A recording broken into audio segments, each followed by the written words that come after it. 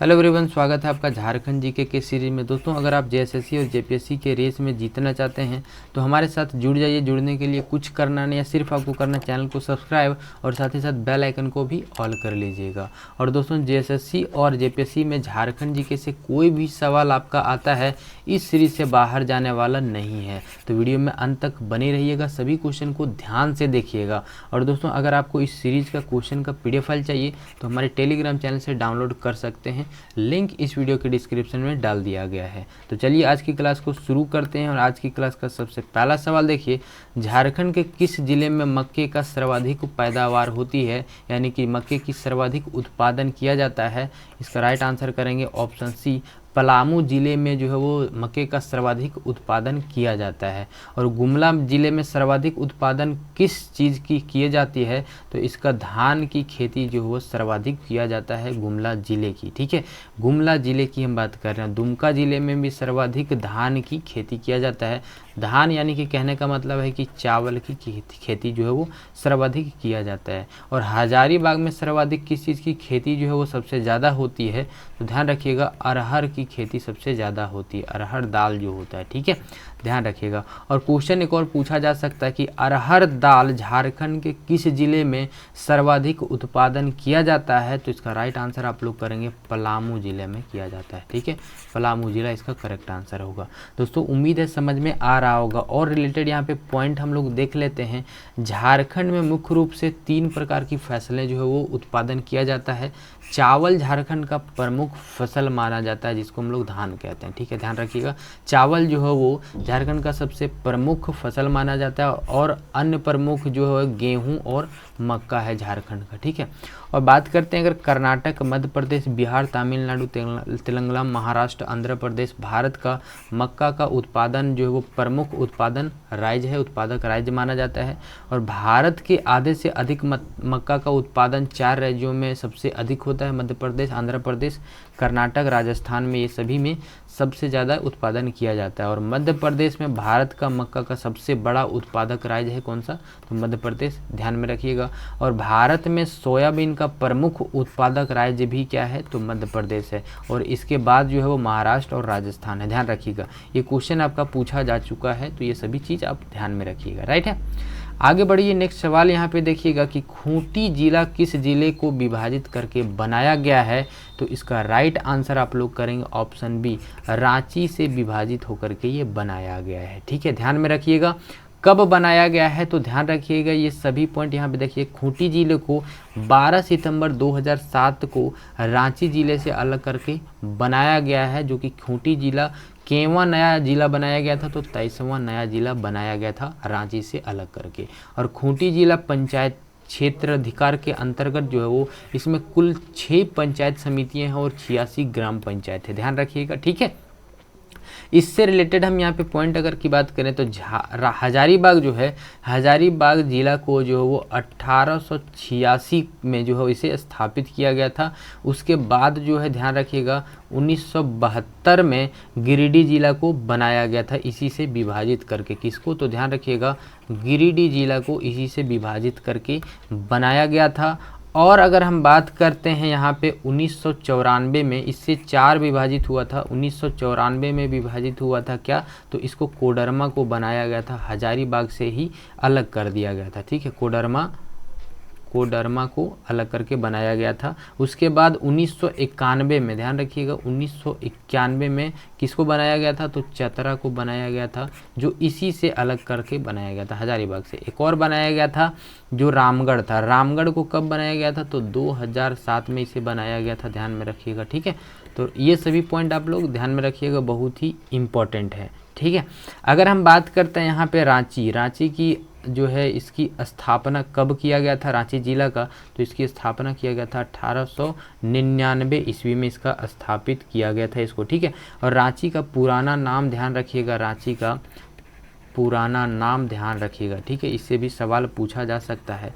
तो पुराना नाम जो था इसका किशुनपुर था, क्या था नाम, किशुनपुर रांची का सबसे पुराना नाम था। और गुमला जिला जो है, गुमला जिला रांची से ही विभाजित करके बनाया गया था। कब बनाया गया था, तो ध्यान रखिएगा 1983 में से बनाया गया था। तो दोस्तों उम्मीद है समझ में आ गया होगा सभी पॉइंट, ठीक है। तो ये सभी पॉइंट आप लोग वीवीआई करके लिख लीजिएगा, ठीक है।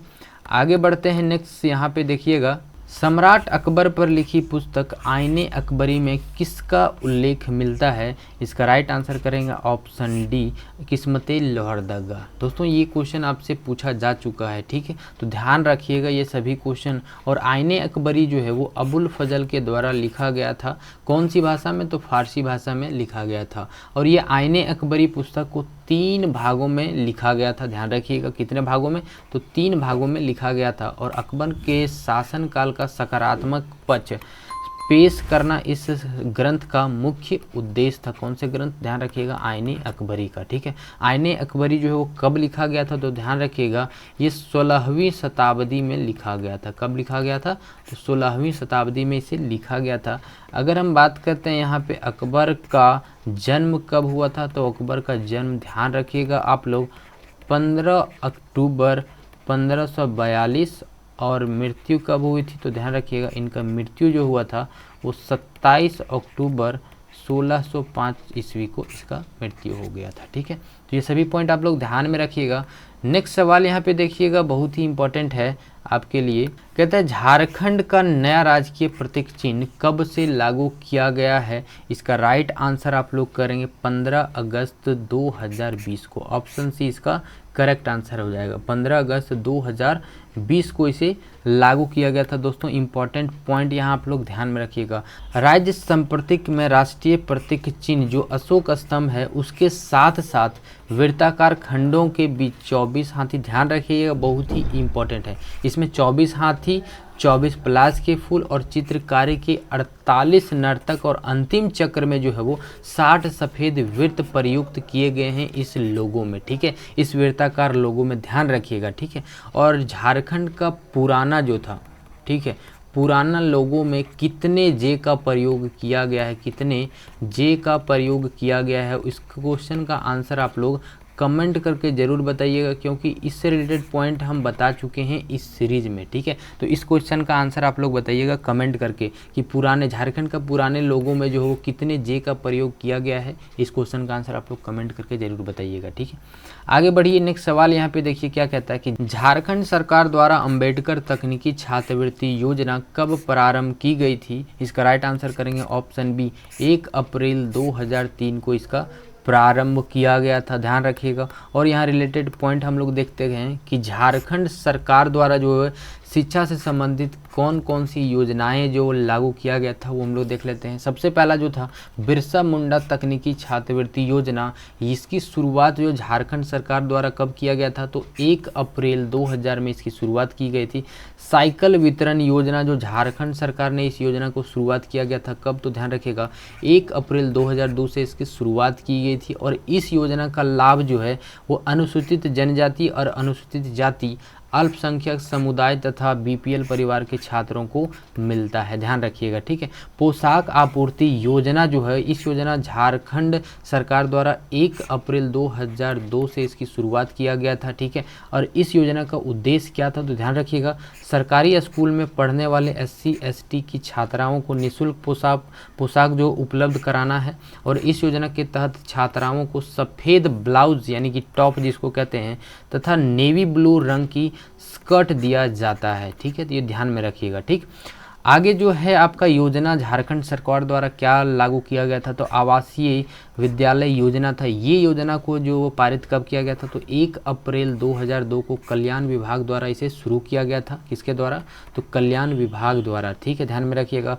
और इस योजना का उद्देश्य क्या था? तो अनुसूचित जाति, अनुसूचित जनजाति तथा पिछड़े वर्ग के छात्रों को निःशुल्क तथा आवासीय शिक्षा प्रदान किया जाए। किसमें? तो आवासीय विद्यालय योजना में, ध्यान रखिएगा। और क्या क्या योजनाएं हैं यहाँ पे देखिएगा।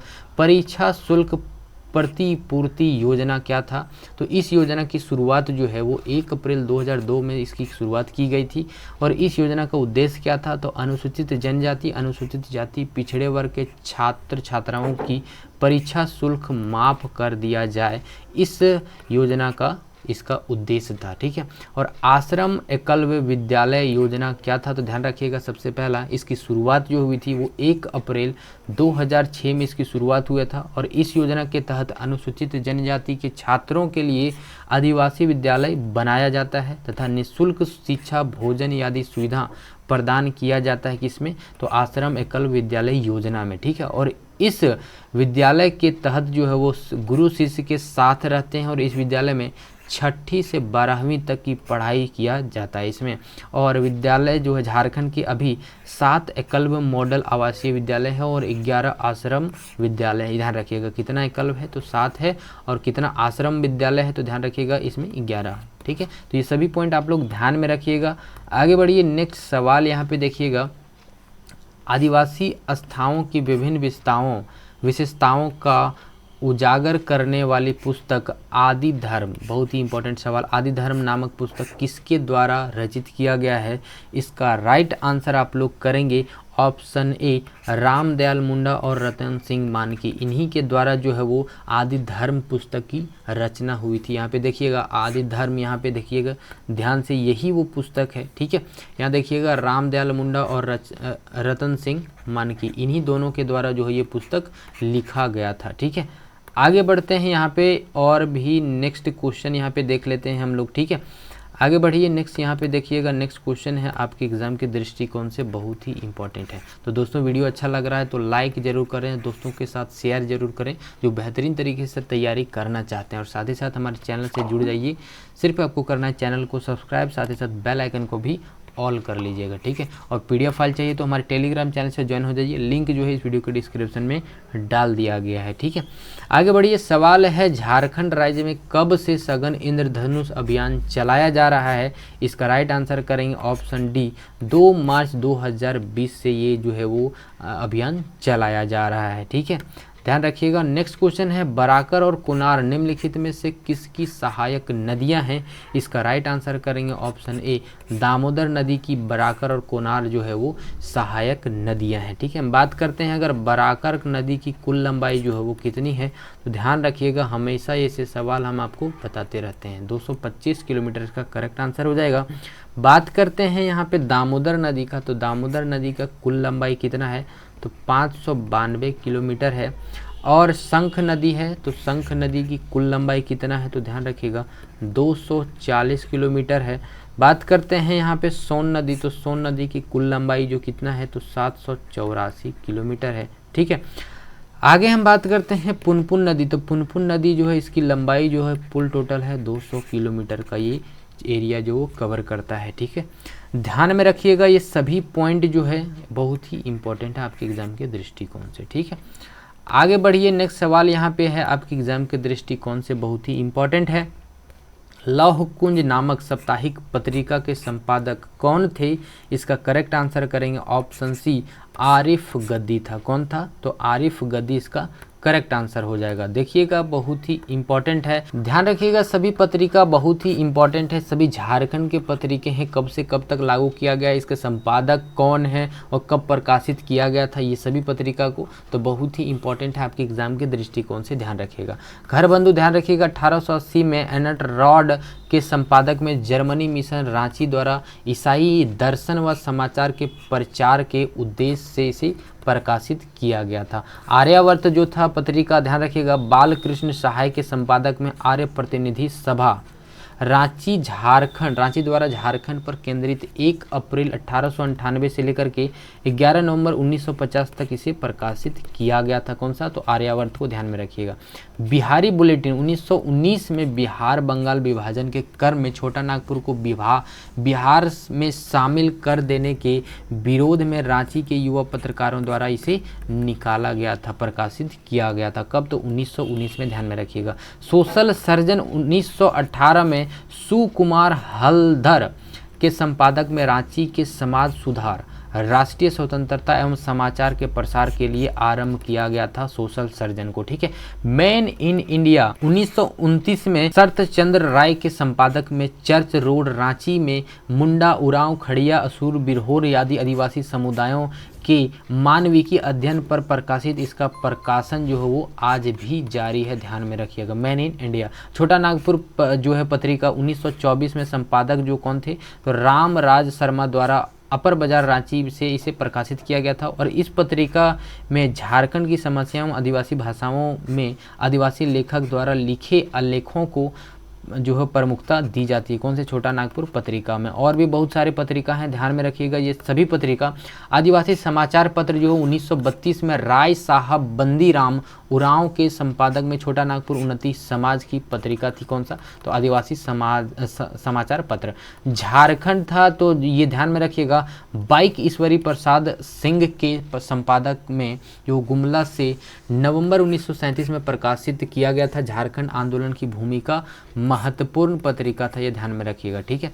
और सत्य संघ, ध्यान रखिएगा, सत्य संघ मूलतः ईसाई धर्म पत्रिका जो 1937 से 1954 तक फादर पीटर शांति नवरंगी के संपादक में निकाली, जिसमें से छोटा नागपुर का इतिहास धारावाहिक रूप से प्रकाशित हुआ था ये, ठीक है, ध्यान में रखिएगा। आदिवासी पाक्षिक जो कि बंदीराम उरांव और जूलियस तिग्गा के संयुक्त संपादन में आदिवासी महासभा द्वारा प्रकाशित किया गया था, जो कि जयपाल सिंह मुंडा के आदिवासी महासभा में प्रवेश के अवसर पर इसे प्रकाशित किया गया था। कौन सा, तो आदिवासी पत्रिका को, ठीक है, ध्यान में रखिएगा। आदिवासी सकाम यानी कि जयपाल सिंह मुंडा के संपादक में इसे प्रकाशित किया गया था, ध्यान में रखिएगा, जो कि हिंदी, बांग्ला और अंग्रेजी सहित सभी झारखंडी भाषाओं के आलेख को इसमें प्रमुख स्थान मिला था, ठीक है, ध्यान में रखिएगा। अबुआ झारखंड जो कि 14 दिसंबर 1947 से इग्नेश गुजर एवं आगे चलकर इग्नेश बैक के संपादक में दासों प्रेस पत्थर कुदवा रांची से निकालना शुरू हुआ, जो 1950 से झारखंड पार्टी का मुख्य पत्र बन गया था। कौन सा पत्र, तो अबुआ झारखंड, ये बहुत ही इंपॉर्टेंट है, ठीक है, ध्यान में रखिएगा। ये और भी है, संपादक कौन सा, तो राधा कृष्ण।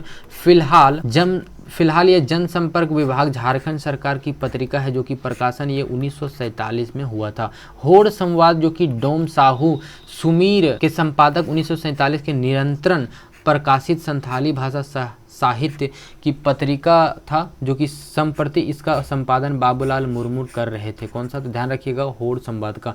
राष्ट्रीय भाषा, ध्यान रखिएगा, राष्ट्रीय भाषा झारखंड का प्रथम हिंदी दैनिक पत्र, जो कि राष्ट्रीय भाषा का प्रकाशन 1950 में रांची से हुआ था। और प्रकाशक जो है वो देवी प्रसाद मिश्रा, संपादक जो है बूटी देव शर्मा था, ध्यान में रखिएगा, बहुत ही इंपॉर्टेंट है ये सभी। जगर साड़ा सुनील कुमार बागो द्वारा 1953 में जो है वो रांची से संपादित प्रकाशित मुंडारी पत्रिका था ये, ठीक है, ध्यान रखिएगा। ये सभी पॉइंट आप लोग बहुत ही इंपॉर्टेंट है, ठीक है। वीडियो अच्छा लग रहा है तो लाइक जरूर कीजिएगा, दोस्तों के साथ शेयर जरूर कीजिएगा, और अपना एक जो है वो एक रिव्यू कमेंट के तौर पे जरूर दीजिएगा, ठीक है। नागपुरी जो पत्रिका था वो अप्रैल 1961 में प्रकाशित नागपुरी पत्रिका, संपादक कौन थे, ध्यान रखिएगा, जोगेंद्र नाथ तिवारी था इसका, ठीक है। और ध्यान रखिएगा, धरैया जुगीट ईसाई धर्म तथा सादरी भाषा के प्रचार प्रसार के लिए आदिवासी स्टूडेंट शिलोंग की ओर से 1961 में बाखला जैफ और जोन्स क्रिकेटर के संपादक में इसका प्रकाशन हुआ था, ठीक है, ध्यान में रखिएगा। रांची एक्सप्रेस यह समाचार पत्र जो हो बालवीर दत्त के संपादन में सबसे पहले साप्ताहिक और बाद में दैनिक, ध्यान रखिएगा, अगस्त 1976 में इसे प्रकाशित किया गया था। कब, तो ध्यान रखिएगा, इसका प्रकाशन जो हुआ था वर्ष जो हो 15 अगस्त 1963 में इसका प्रकाशन हुआ था। तिक्ती, ध्यान रखिएगा, तिक्ती 1963 में BN ओहदार एवं झारपात के संपादन में खोरठा भाषा साहित्य का निरंतर प्रकाशन पत्रिका था। कौन सा, तो तितकी, ध्यान में रखिएगा। नागपुरी माहिनवारी कागज जो है वो नागपुरी भाषा में प्रसिद्ध रांची द्वारा 1964 में योगेंद्र नाथ तिवारी के संपादक में इसे प्रकाशित किया गया था। कब, तो ध्यान रखिएगा 1964 में। दोस्तों ये सभी पत्रिका जो है ध्यान रखिएगा, ये सभी पत्रिका आपके एग्जाम के दृष्टिकोण से ध्यान रखिएगा मेरे भाई, बहुत ही इंपॉर्टेंट होने वाला है, इसलिए यहाँ सारा कवर कर दिए, ठीक है, तो ध्यान रखिएगा, ठीक है। आगे बढ़िए दोस्तों, ये सभी पॉइंट आप लोग ध्यान में रखिएगा। निम्नलिखित में से कौन सा एक युग्म सुमेलित नहीं है, तो इसका करेक्ट आंसर हो जाएगा आपका ऑप्शन डी, टुसु मेला। टुसु मेला जो है वो सिमडेगा में नहीं लगता है, टुसु मेला जो है वो रांची में लगता है। कहाँ पे लगता है? तो रांची में लगता है। हिजला मेला ध्यान रखिएगा दुमका में लगता है, और बिंदु धाम मेला जो साहिबगंज में लगता है, बुड़ई मेला देवघर में लगता है। ये सभी तो आपका सही है, लेकिन यही आपका गलत है, जो कि टुसु मेला सिमडेगा में नहीं लगता है, ये रांची में लगता है। तो इसका करेक्ट आंसर क्या हो जाएगा? Option D. तो उम्मीद है समझ में आ गया होगा। ठीक है, आगे बढ़िए। राज्य में प्रदूषण नियंत्रण हेतु किस वर्ष में झारखंड राज्य प्रदूषण नियंत्रण बोर्ड की स्थापना किया गया था? इसका करेक्ट आंसर करेंगे आप लोग ऑप्शन बी, 2001 को इसकी स्थापना किया गया था। ठीक है, किसके अधीन किया गया था? तो ध्यान रखिएगा 1974, अधिनियम 1974। ठीक है, अधिनियम 1974 की धारा 4 के तहत जो है इसे लागू किया गया था। अधिनियम 1974 की धारा 4 के अधीन में इसे किया गया है। ठीक है, कब? तो ध्यान रखिएगा 2001 ईस्वी में इसे जो है वो इसकी स्थापना किया गया था, प्रदूषण नियंत्रण बोर्ड की स्थापना। झारखंड राज्य की हम बात कर रहे हैं। ठीक है, और इसका मुख्यालय कहाँ पे है? तो ध्यान रखिएगा मुख्यालय रांची में। कहाँ पे है? तो रांची इसका मुख्यालय है। बहुत ही इंपॉर्टेंट सवाल आपके एग्जाम के दृष्टिकोण से। ठीक है, ध्यान रखिएगा स्वच्छ ऊर्जा। दोस्तों ये पॉइंट आपसे पूछा जा सकता है, स्वच्छ ऊर्जा नवीकरणीय ऊर्जा कहा जाता है का विकास के लिए किस वर्ष में झारखंड नवीकरणीय ऊर्जा विभाग एजेंसी JREDA का गठन किया गया है? तो 2001 में भी इसका गठन किया गया है। बहुत ही इंपॉर्टेंट सवाल, ये सवाल आपका JPSC में पूछा जा चुका है, इसलिए यहाँ पे ऐड ऑन किए हैं। तो 2001 का करेक्ट आंसर हो जाएगा। ठीक है, आगे बढ़िए। नेक्स्ट सवाल है झारखंड राज्य गंगा नदी संरक्षण प्राधिकरण का गठन कब किया गया था? इसका करेक्ट आंसर करेंगे ऑप्शन ए, 30 सितंबर 2009 को इसका गठन किया गया था। ठीक है, यहाँ पे पॉइंट देखिएगा, गंगा एक्शन प्लान जो 100% जो है केंद्र पोषित योजना के रूप में शुरू किया गया था, जिसका मुख्य उद्देश्य क्या था? तो ध्यान रखिएगा नदी में प्रदूषण को रोकना और पानी की गुणवत्ता में सुधार करना था। ये योजना जो है 1985 में शुरू किया गया था। कब? तो ध्यान रखिएगा 1985 में इसका शुरुआत किया गया था। ठीक है, आगे बढ़िए। नेक्स्ट सवाल यहाँ पे देखिए, निम्नलिखित में से किस जनजाति के विजातीय विवाह, ध्यान रखिएगा विजातीय विवाह को ठुकुर ठेनी कहा जाता है? बहुत ही इंपॉर्टेंट सवाल। तो इसका करेक्ट आंसर आप लोग करेंगे बेड़िया जनजाति को कहा जाता है। ठीक है, किसको कहा जाता है? ठुकुर ठेनी जो है वो बेड़िया जनजाति में विजातीय विवाह को कहा जाता है। ठीक है, क्या कहा जाता है? तो ठुकुर ठेनी कहा जाता है। बहुत ही इंपॉर्टेंट सवाल है आपके एग्जाम के दृष्टिकोण से, ध्यान रखिएगा। सवाल नंबर 14 है, पुराने जमाने में किस जनजाति के नर बलि, ध्यान रखिएगा नर बलि की प्रथा को मरियाह प्रथा कहा जाता था? इसका राइट आंसर आप लोग करेंगे ऑप्शन सी, इसका करेक्ट आंसर हो जाएगा। खोंड जनजाति जो है वो पुराने ज़माने में नर बलि की प्रथा को जो है वो मरियाह प्रथा कहा जाता था, ध्यान रखिएगा। ठीक है, आगे बढ़िए। नेक्स्ट सवाल है यहाँ पे, निम्नलिखित में से कौन सा एक युग्म सुमेलित नहीं है? यानी कि ये सभी बांध जो है वो कौन कौन से साल में बने हैं यहाँ पे दिया हुआ है, और इसका एक करेक्ट आंसर आप लोग करेंगे कौन सा सुमेलित नहीं बन पा रहा है। ठीक है, तो इसका करेक्ट आंसर आप लोग करेंगे ऑप्शन सी, इसका करेक्ट आंसर हो जाएगा ऑप्शन सी। मैथन बांध जो है वो ये 1960 में नहीं बना था। ये कब बना था? तो ध्यान रखिएगा 1957 में इसका स्थापना हुआ था, यानी कि ये बनाया गया था। ठीक है, तिलैया बांध 1953, कुनार बांध 1955, पंचेत पहाड़ी बांध 1959। ये सभी पॉइंट आप लोग ध्यान रखिएगा। एग्जैक्ट डेट की अगर हम बात करें तो ध्यान रखिएगा तिलैया बांध जो है वो 21 फरवरी 1953। ठीक है, कुनार बांध जो है वो 15 अक्टूबर, ध्यान रखिएगा 15 अक्टूबर 1955।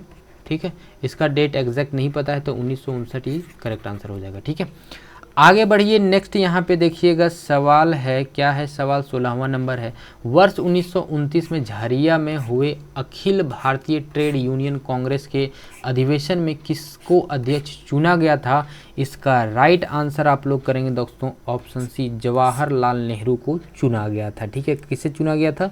तो जवाहरलाल नेहरू को चुना गया था। ठीक है, बात करते हैं यहाँ पे आपका सुभाष चंद्र बोस का। तो सुभाष चंद्र बोस का जन्म कब हुआ था?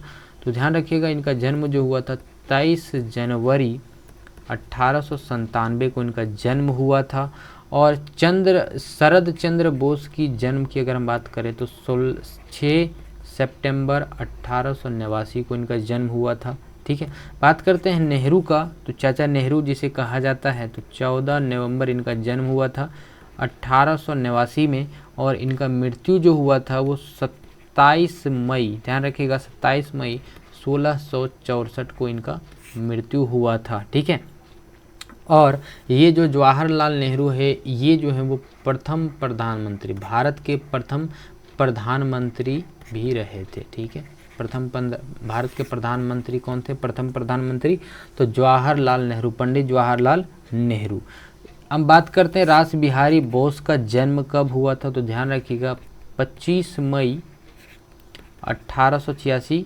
इनका मृत्यु कब हुआ था, तो ध्यान रखिएगा 21 जनवरी 1945 को इनका मृत्यु हुआ था। ठीक है, आगे और रिलेटेड यहाँ पे पॉइंट हम लोग देख लेते हैं। सुभाष चंद्र बोस ने कौन से नारे दिए थे, तो बहुत ही इंपॉर्टेंट है।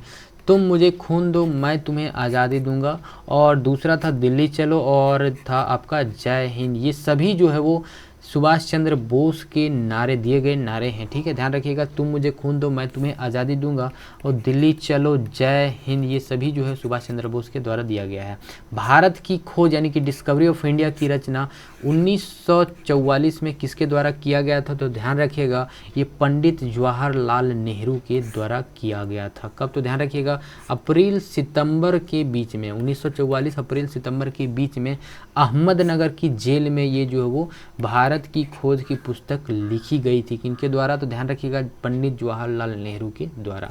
और इस पुस्तक को नेहरू जी ने अंग्रेजी में लिखा और बाद में इसे हिंदी और अन्य बहुत सारे भाषाओं में अनुवाद किया गया। ठीक है, तो ये बुक ध्यान में रखिएगा, बहुत ही इंपॉर्टेंट है। भारत की खोज जवाहरलाल नेहरू के द्वारा लिखा गया था, 1944 में लिखा गया था। ठीक है, किस जेल में लिखा गया था ये भी ध्यान रखिएगा, तो अहमदनगर की जेल में लिखा गया था। ठीक है, आगे बढ़िए, नेक्स्ट सवाल है 1920 ईस्वी में किसके नेतृत्व में जमशेदपुर वर्कर्स एसोसिएशन की स्थापना किया गया था, तो इसका करेक्ट आंसर करेंगे SN हल्दर के द्वारा जो है इसे स्थापित किया गया था। ठीक है, आगे बढ़िए, नेक्स्ट सवाल यहाँ पे देखिएगा, बहुत ही इंपॉर्टेंट है। रामगढ़ कांग्रेस अधिवेशन के दौरान आयोजित होने वाले अखिल भारतीय समझौता विरोधी सम्मेलन के सभापति कौन थे, इसका करेक्ट आंसर आप लोग करेंगे ऑप्शन सी, सुभाष चंद्र बोस थे। ठीक है, सुभाष चंद्र जो है वो रामगढ़ कांग्रेस अधिवेशन के दौरान आयोजित होने वाले अखिल भारतीय समझौता विरोधी सम्मेलन के सभापति थे। कौन, तो ध्यान रखिएगा सुभाष चंद्र बोस थे। ठीक है,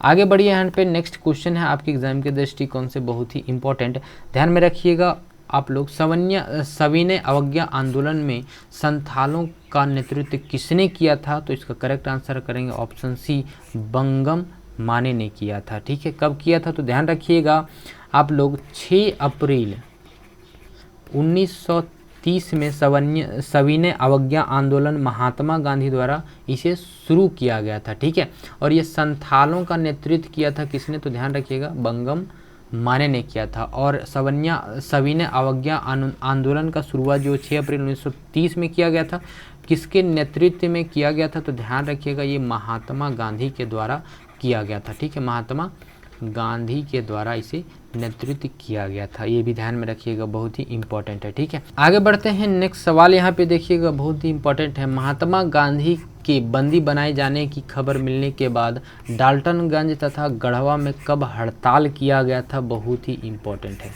ठीक है, कब हड़ताल किया गया था, तो ऑप्शन ए इसका करेक्ट आंसर है 8 मई 1930 को हड़ताल किया गया था। कब, तो 8 मई 1930 को डाल्टनगंज तथा गढ़वा में ये हड़ताल हुआ था। ठीक है, तो ध्यान रखिएगा सभी पॉइंट को। ठीक है, तो दोस्तों इस वीडियो में इतना ही, मिलते हैं नेक्स्ट वीडियो में। वीडियो कैसा लगा कमेंट करके जरूर बताइएगा, और आपको जो क्वेश्चन मिला है आपके होमवर्क के तौर पर, उस क्वेश्चन का आंसर आप लोग कमेंट करके जरूर बताइएगा। कि फिर से हम रिपीट कर रहे हैं कि झारखंड के पुराना लोगो जो था उसमें कितने जे का प्रयोग किया गया है, इस क्वेश्चन का आंसर आप लोग कमेंट करके जरूर बताइएगा। मिलते हैं नेक्स्ट वीडियो में। वीडियो लाइक जरूर कीजिएगा, दोस्तों के साथ शेयर जरूर कीजिएगा।